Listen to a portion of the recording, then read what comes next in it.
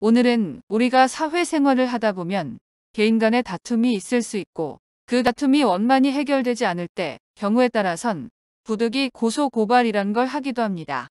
또한 그 고소고발을 상대방이 해올 때도 있습니다. 사실 고소나 고발이란 것이 우리 일상에서 그리 빈번한 일은 아니지요. 하지만 어느 날 불시에 그런 일이 우리에게 닥친다면 수사 등 진행 과정에서 상당한 심적 고통에 시달릴 수 있는 것이 고소, 고발입니다.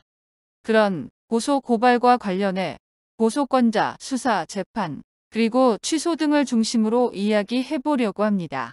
우리 주변의 중요한 생활 상식으로 생각해 잠시 알아두는 것도 유익할 것입니다.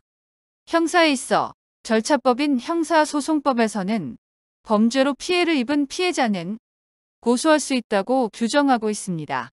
다만 한 가지 제한하는 것이 있는데 가해자가 자기나 배우자의 직계 존속일 때는 고소하지 못한다라고 하고 있습니다. 고소권자로는 범죄 피해자가 원칙이지만 예외적으로 이해관계 있는 부모 등 법정 대리인은 독립적으로 고소를 할 수 있습니다. 다음으로 배우자에 대한 고소 역시 있을 수 있는데요. 고소하려면 혼인관계가 해소됐거나 이혼 소송을 제기한 연후에만 고소를 할 수 있도록 하고 있습니다.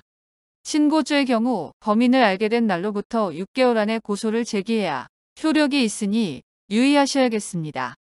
또 고소를 할 수 없는 불가항력적인 일이 있을 수도 있는데 그런 경우는 그 사유가 해소된 날로부터 6개월의 효력기간이 시작된다는 것만 알고 계시면 되겠습니다. 신고죄는 피해자의 고소가 있어야 수사가 개시되는 범죄이며 또 고소 불가분의 원칙이라는 것이 있는데요.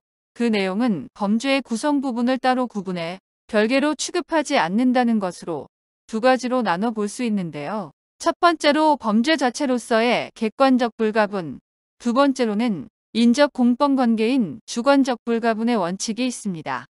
또한 반의사 불벌죄에선 상대에 대한 처벌을 원하지 않으면 반드시 1심 판결이 선고되기 전까지는 그 의사를 밝혀야 하며 한 번 의사를 밝히게 되면 추후 재고소를 하겠다거나 밝힌 의사를 철회한다는 것은 허용되질 않습니다.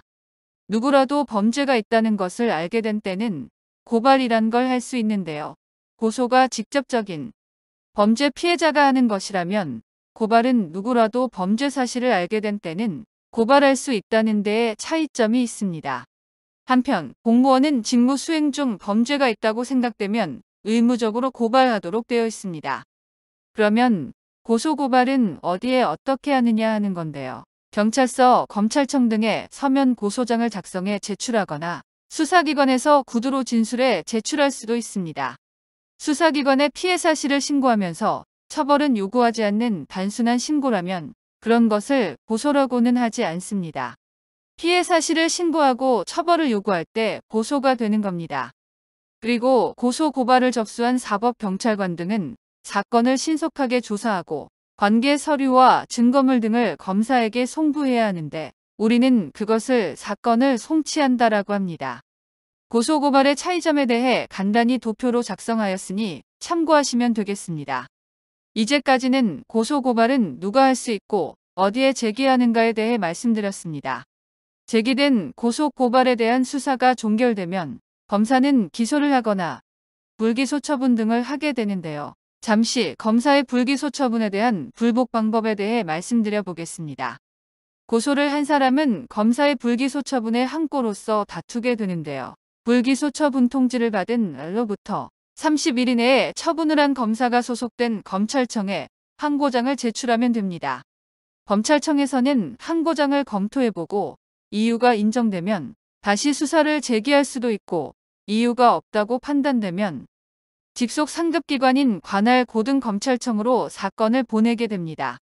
또 고등검찰청에서도 항고에 대해 이유 없다 하여 역시 기각 결정을 하게 되면 고소인은 다시 기각한 결정이 부당하다는 재정 신청도 할 수 있는데요. 재정 신청은 항고 기각 결정문을 받은 날로부터 10일 이내에 고등검찰청이 아닌 처음에 불기소 처분을 한 지방검찰청에 재정 신청서를 제출하게 됩니다.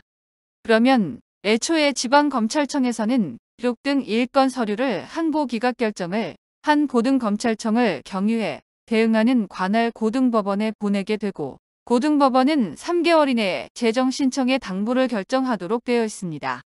고소를 했지만 진행 도중 쌍방 간의 타협이 잘 성사되어 합의가 되었다라든지 기타의 사유로 고소를 취소하는 일도 있을 수 있는데요. 취소는 최소한 제1심판결이 선고되기 전까지는 해야 하며 판결이 선고되고 나면 취소의 효력은 나타나지 않습니다. 그러므로 취소의 효력을 원한다면 반드시 잘 살펴봐야 할 부분입니다. 또 고소를 취소하면 그 건으로는 다시는 재고소를 할 수도 없습니다. 반의사 불벌죄에서 처벌 불원 의사를 밝히면 뒤에 철회하는 것은 허용이 안 되며 피해자의 고소가 있어야 비로소 절차가 진행되는 친고죄에선 고소 및 고소 취소와 관련해 주의할 점도 있는데요. 공범 중 1인 또는 수인에 대한 고소 및 고소 취소의 효력은 다른 공범자 전원에 대해서도 효력이 있게 되며 범죄 일부에 대한 고소와 고소 취소의 효력은 범죄 전체에 대해 역시 효력이 발생하게 된다는 것입니다. 소위 고소 불가분의 원칙이라고 합니다. 고소와 관련해 종종 무고죄가 문제되기도 하는데요. 무고죄는 타인으로 하여금 형사처분 또는 징계처분을 받게 할 목적으로 허위의 사실을 공무소나 공무원 등에 신고하면 성립하는 범죄인데요. 괜한 사람을 억울하게 만드는 등 타인에게 큰 피해를 주고 국가기관에는 행정력을 낭비하게 하는 등 사회에 미치는 영향이 지대하므로 엄한 처벌로 다루어지는 범죄입니다. 절대 해서는 안 될 것입니다. 끝으로 고소인이 일시적인 기분에 좌우되어 경솔하게 고소를 하고선 또 후회를 하기도 하는데요. 가해자도 자신의 잘못된 행동을 정중히 사과하고 원만한 합의를 위해 노력하는 것이 도리에도 맞을 것 같습니다. 상대방의 입장이 되어 생각해보는 그런 자세가 서로에게 꼭 필요하지 않겠나 그런 생각을 하게 됩니다. 여러분 어떠셨나요? 사실 우리 실생활에선 수많은 법률적인 문제들이 모양만 달리할 뿐이지 내가 의도하든 의도하지 않든을 불문하고 우리를 비롯한 주변에서 수시로 일어나고 사라지는 것을 반복하고 있습니다. 생각지도 않은 때에 곤란한 법적인 문제가 불시에 찾아오기도 합니다. 그럴 때 아무런 상식도 대처할 준비도 되어 있지 않다면 몹시 당황스러울 것입니다. 평소 조금씩이라도 주의를 기울인다면 그런 법적 문제에 훨씬 수월하게 대처할 수 있게 될 것입니다. 그런 의미에서 이번 영상이 조금이라도 여러분에게 도움이 되셨다면 고맙겠습니다. 다음엔 좀 더 알찬 내용으로 찾아뵙겠다는 말씀을 드리면서 오늘은 여기서 마치도록 하겠습니다. 감사합니다. 꾀비정이었습니다.